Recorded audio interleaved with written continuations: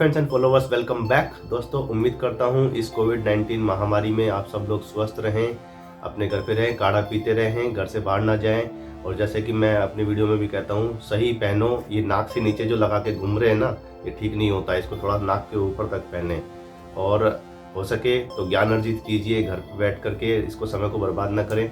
तो जैसे कि आपने थंबनेल पे पढ़ा होगा, देखिए होम लोन के बारे में मैं आज आपको बताने वाला हूँ। काफ़ी लोगों के कमेंट आ रहे थे होम लोन के बारे में कि कैसे करें। जैसे कि डीडीए फ्लैट के जिनके निकले हैं उनको भी जो है कुछ लोन लेना है।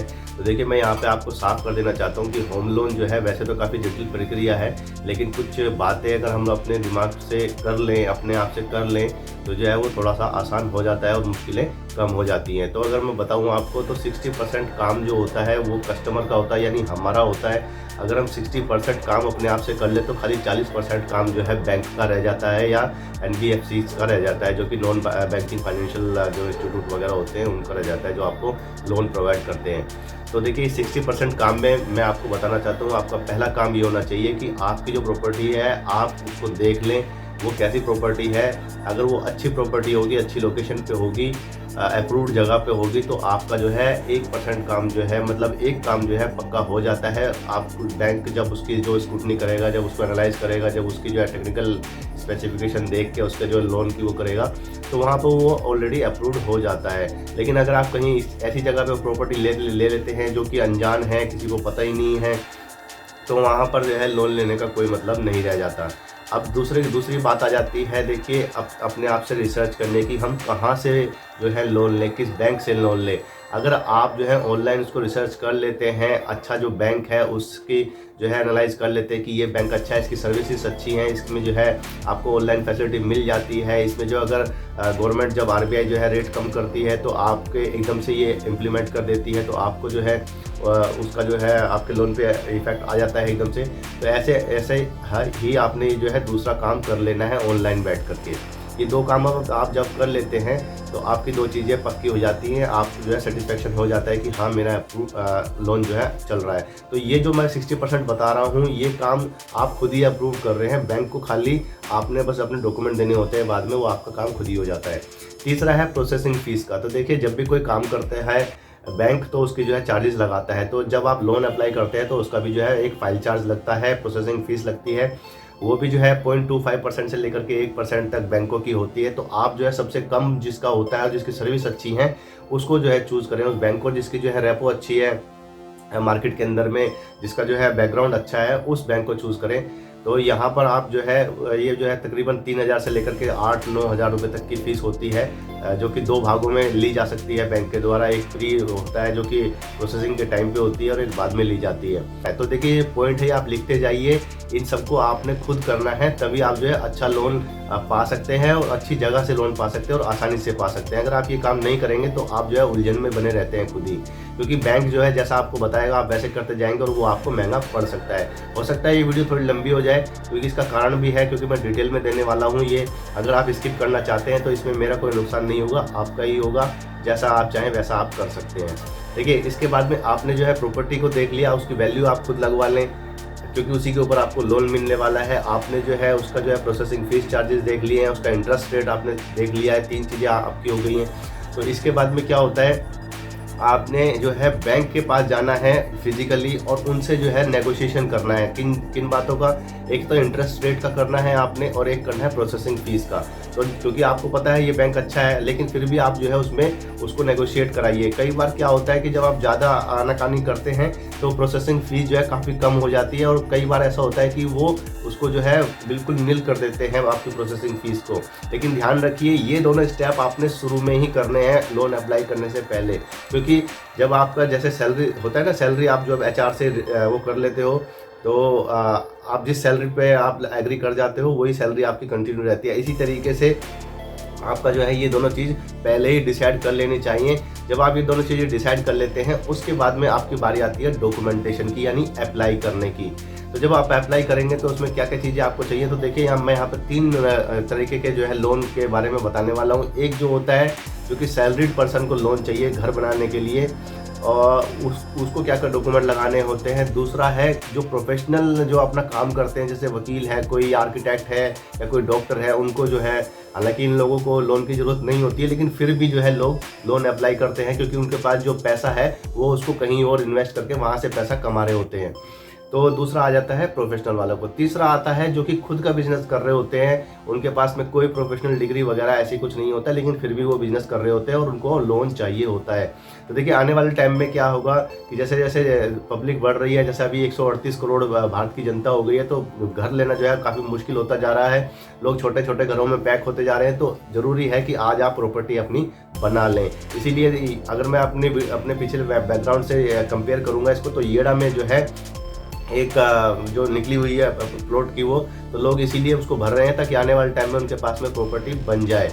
इसको मैं कोरिलेट भी करता जाऊंगा साथ साथ में। तो देखिए डॉक्यूमेंटेशन देख लेते हैं जो सैलरीड पर्सन के लिए है। सबसे पहले किसी भी फॉर्म में अप्लाई करने के लिए कहीं पे भी आपको जो है KYC करानी होती है।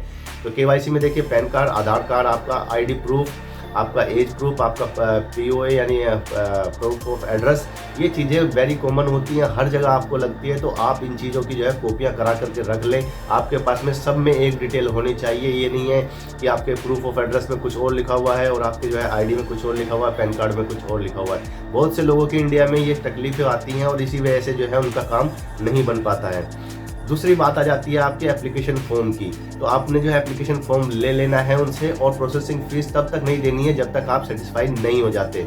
दूसरे बैंकों में जाकर भी आप जो है इसकी इंक्वायरी कर सकते हैं। अब बारी आती है आपके जो बैंक स्टेटमेंट है 3 साल का, वो 6 महीने का, वो आपने देना है। अपनी जो है सैलरी स्लिप जो है उसमें लगानी होती है फाइल में, क्योंकि वो है उसकी जब जो है वेरिफिकेशन जब करेंगे तो सारी चीज़ें आपको देख सकते हैं। अगर आपने ऑलरेडी कहीं से लोन लिया हुआ है तो वह उसकी भी जो है डिटेल आपने इसमें लगानी है।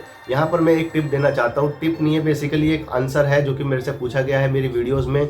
जिन लोगों ने जो है प्रधानमंत्री आवासीय योजना के रिगार्डिंग में लोन अप्लाई किया था, उनकी सब्सिडी नहीं आ पा रही है।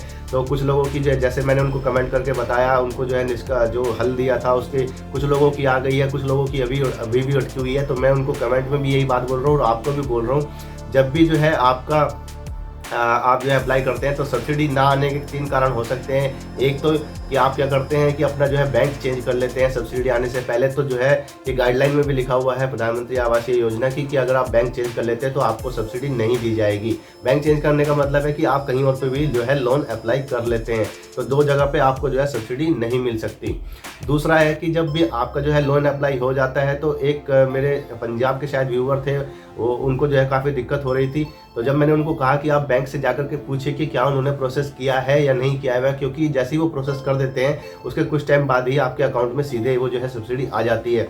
तो पता ये लगा कि उन्होंने जो है अप्लाई ही नहीं किया था। तो जब भी आपका जो है अप्लाई करते हैं तो सब्सिडी नहीं आती है, तो तुरंत जो है आप जो है अपनी ईमेल आईडी से जो कि आपने उसमें लोन अप्लाई करते वक्त दी होगी, वहाँ से आपने एक ईमेल लिख देनी है उस बैंक को कि भाई मैंने जो है आपके बैंक से इतना इतना लोन लिया है, इतनी तारीख को लिया है, और जो है मैंने सब डॉक्यूमेंट जमा कर दिए हैं, मेरे पास अभी तक जो है एप्लीकेशन आईडी नहीं मिली है मेरी, तो मुझे एप्लीकेशन आईडी दे सके ताकि आप उसको जो है ट्रैक कर सकें।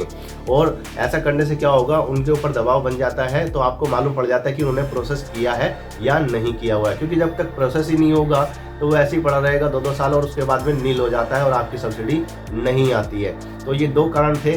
तीसरा है कि आपने जो है जब भी आप जो है प्रोसेसिंग फीस का चार्ज जो चेक देते हैं उसमें मेक श्योर कर ले कि वो जो है बाउंस ना हो, उसमें पैसे हों। क्योंकि जब आप पहला ही कदम जो है बाउंस का उठा लेंगे तो आपका जो है नेगेटिव इम्पैक्ट जाता है बैंक के ऊपर में, इंप्रेशन आपका गलत हो जाता है, जिसकी वजह से आपका जो है प्रोसेस कैंसिल भी किया जा सकता है। तो ये इन 3 चीज़ों का आप जो है ध्यान रखें। तो मैं बात कर रहा था डॉक्यूमेंट की। तो देखिए आपने क्या करना है, अपना जो 6 महीने का जो है बैंक स्टेटमेंट है उसका वो दे देना है, अपनी जो है 3 महीने की सैलरी स्लिप कर देनी है, और जो कोई लोन वगैरह था मैंने बताया था आपको कि उसकी डिटेल आपने देनी है। एक चीज़ और आपने देनी है, जो सैलरीड पर्सन है वो फॉर्म 16 या ITR। ये देखिए ये जो चीज़ें हैं, ये सारी चीज़ें हैं, ये तीनों को ही अपने जो है एप्लीकेशन फॉर्म में लगानी है, यानी फाइल में लगानी है। क्योंकि प्रोफेशनल जो काम करते हैं वो लोग, और जो नॉन प्रोफेशनल हैं और व्यापार कर रहे हैं, उन लोगों को भी ये चीज़ें एप्लीकेबल होती हैं। इसके बाद में जो एडिशनल इन्फॉर्मेशन जो है वो देनी है, सबसे पहले मैं बात करूंगा जो नॉन प्रोफेशनल है उनको जो है, अगर वो कोई बिजनेस कर रहे हैं तो उसको जो बिजनेस इनकॉर्पोरेशन का जो है सर्टिफिकेट वगैरह लगाना पड़ता है, उसकी डिटेल, उसके प्रोफाइल वगैरह की डिटेल उसमें लगानी पड़ती है, ताकि जो है वो बैंक को पता लग सके कि वो उसका जो है प्रोफाइल किस तरीके का है, क्या वो ग्रो कर रहा है या नहीं कर रहा है। यहाँ पे मैं आपको एक बात बता देना चाहता हूँ कि ये सुनना बहुत आसान लगता है कि मैं बैंक से लोन लेकर के अपना काम शुरू कर दूंगा, लेकिन याद रखिए कोई भी जब तक आपके पास कुछ नहीं है आपको कोई कुछ नहीं देगा। बैंक भी आपसे बिना गारंटी के आपको पैसा नहीं देता है। एक मुद्रा लोन की स्कीम चलाई थी पीएम ने, जिसका कि काफ़ी दुरुपयोग किया गया, लोगों ने पैसे उठा लिए और जो है काम स्टार्ट ही नहीं किया, जिसकी वजह से गवर्नमेंट को भी काफ़ी नुकसान होता है पैसों का। तो आप प्लीज़ ऐसा ना करें। तो आप जब इसको जो है एडिशनल ये 2 डॉक्यूमेंट दे देते हैं, इसके बाद आपने जो है ITR जो है उसकी वो देनी है 3 साल की, जो नॉन बिजनेस वाले हैं। और जो बिजनेस कर रहे हैं, जो प्रोफेशनल हैं, जैसे कि मैंने बताया आर्किटेक्ट वगैरह है, कोई इंजीनियर है, कोई डॉक्टर है, या कोई ऐसा पेशेवर जो है जो कि प्रोफेशनल होते हैं, उनको भी ये दोनों चीज़ें जो है एक्स्ट्रा उसमें देनी होती है। इससे क्या होता है कि आपका जो है प्रोफाइल काफ़ी अच्छा बन जाता है।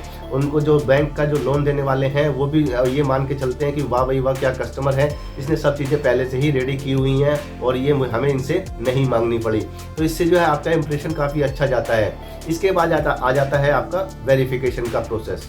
तो जब आप जो है अप्लाई कर देते हैं और अपना जो है जो चेक है, जो प्रोसेसिंग फीस का है, वो उसी में दे जहाँ पे आपकी अच्छे से बात हो गई है, जहाँ पे आपका सबसे कम जो है फीस मांगी गई है या नील कर दी गई है, वहीं आप जो है प्रोसेसिंग फीस का चेक दें और वहीं अप्लाई करें। इसके अलावा आप कहीं और भी अप्लाई ना करें।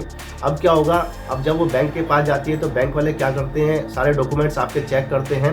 तो उसमें 3-4 तरीके की जो है वेरिफिकेशन होती है, टेक्निकल होती है, लीगल होती है, आपकी फाइनेंशियल होती है, यानी आप कैसे हैं, कहाँ हैं, किस स्टेटस पे हैं, वो सारी चीज़ें आपकी देखते हैं, तभी आपको जो है लोन सैंक्शन करते हैं। तो देखिए अब यहाँ पर जो 40% काम बच जाता है वो बैंक का बच जाता है। अब वो क्या करेगा, सबसे पहले आपकी प्रॉपर्टी को देखेंगे कि क्या आपकी प्रॉपर्टी उस लायक है कि नहीं है। आपने जो है सपोज कीजिए 50 लाख का आपने जो है, जब मैंने बताया था 60% में आपने प्रॉपर्टी लेनी है तो उसकी वैल्यू आपने लगाई थी। मान के चलिए आपके हिसाब से उसकी प्रॉपर्टी की वैल्यू 50 लाख है और आपको जो है आपके पास में 10 लाख रुपए हैं जो कि आपने जो है सेलर को दे दिए हैं, बाकी बचे 40 लाख आपको लोन पे चाहिए, ठीक है ना। तो वो क्या करेगा, बैंक उसकी जो है किसी थर्ड पार्टी से उसकी जो है वैल्यूएशन कराएगा उस प्रॉपर्टी की, क्या वो उतने की है भी या नहीं।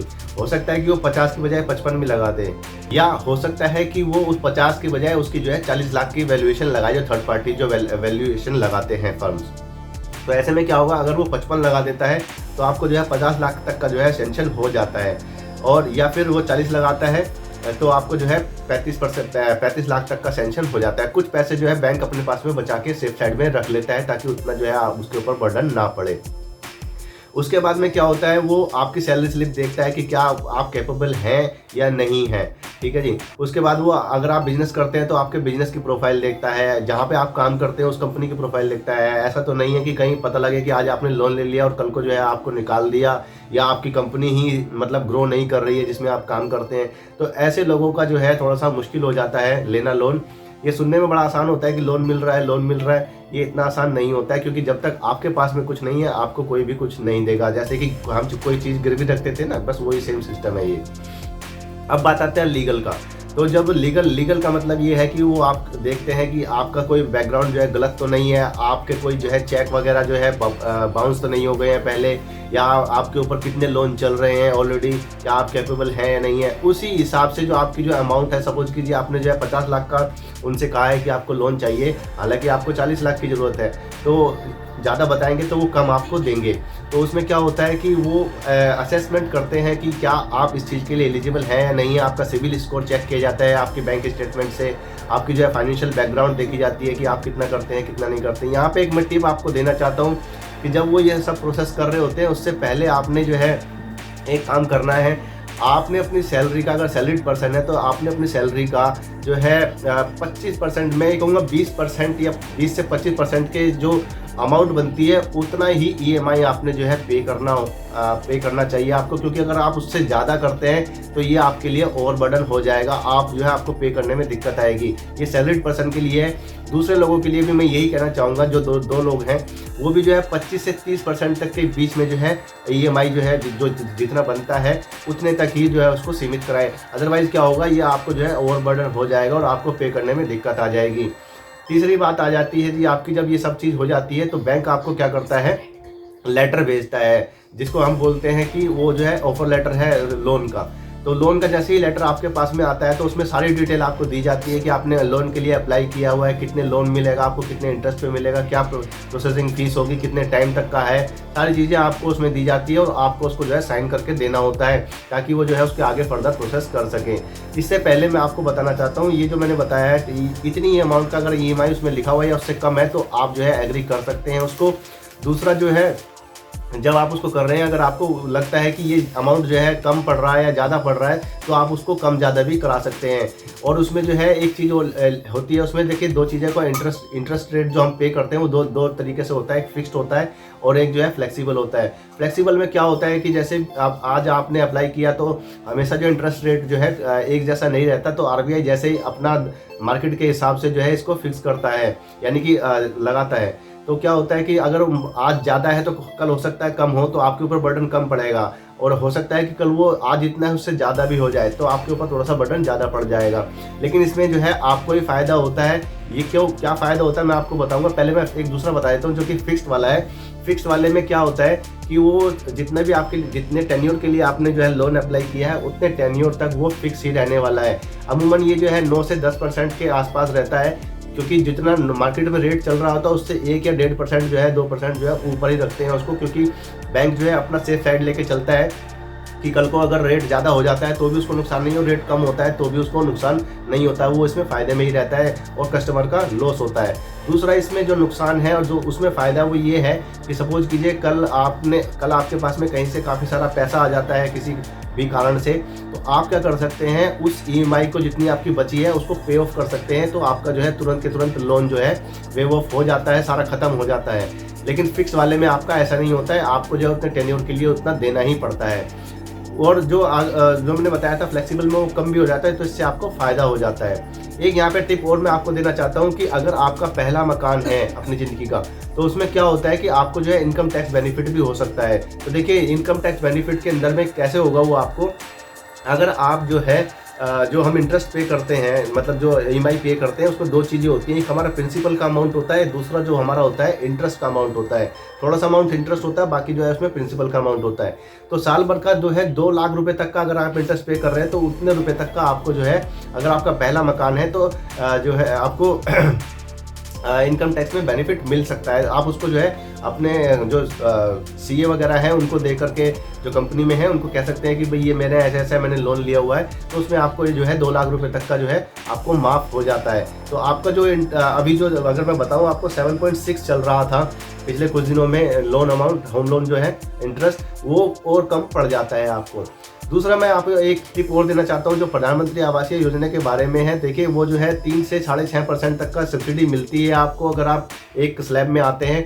तो ये एक्चुअली में 2020 में ही ख़त्म कर दी गई थी, लेकिन कोरोना के चलते हुए कुछ लोगों के लिए ये 31 मार्च 2021 तक थी और कुछ लोगों के लिए 31 मार्च 2022 तक है। अगर आपने लोन अप्लाई नहीं किया हुआ है तो मैं आपसे कहना चाहूँगा, अगर आप उस स्लैब में आते हैं, जैसे कि मेरे पिछली वीडियो में मैंने बताया हुआ है, आप मेरी ये वीडियो देख सकते हैं प्रधानमंत्री आवासीय योजना की। अगर आप इन सब कैटेगरी में आते हैं तो मैं आपसे कहूँगा कि आप प्रधानमंत्री आवासीय योजना के तहत ही जो है लोन अप्लाई करें, उसमें आपको सब्सिडी मिल जाती है और आपका इंटरेस्ट रेट बिल्कुल मैं कहूँगा नेग्लिजिबल पड़ता है।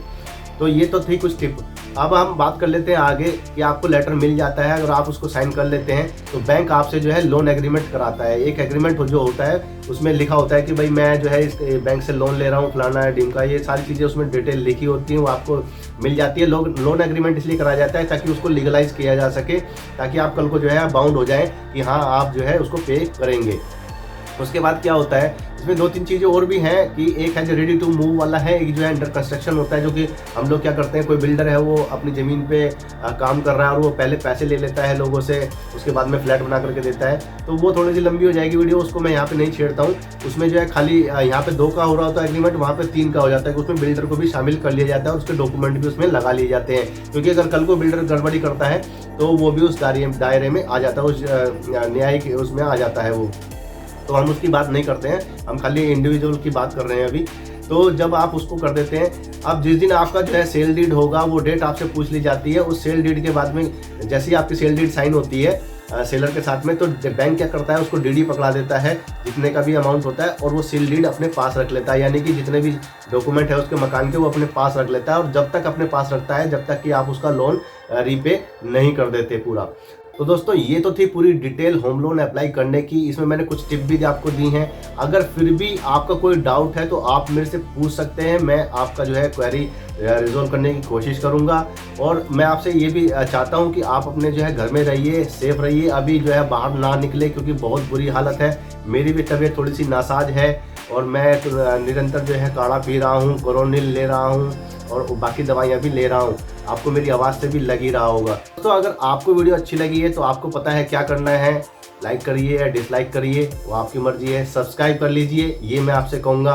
और हाँ, कमेंट ज़रूर कीजिए, क्योंकि हर बार की तरह ये वीडियो भी आसानी से समझ में नहीं आने वाली, और समझ में तभी आएगी क्योंकि जब मैं भी पूरा नहीं बता पाऊँगा और पूरा जो है आप भी नहीं समझ पाएंगे। तो कैसे होगा? कमेंट्स के द्वारा। तो बने रहिए मेरे साथ में ऐसे ही वीडियो के लिए। तब तक के लिए दीजिए मुझे इजाज़त। जय हिंद।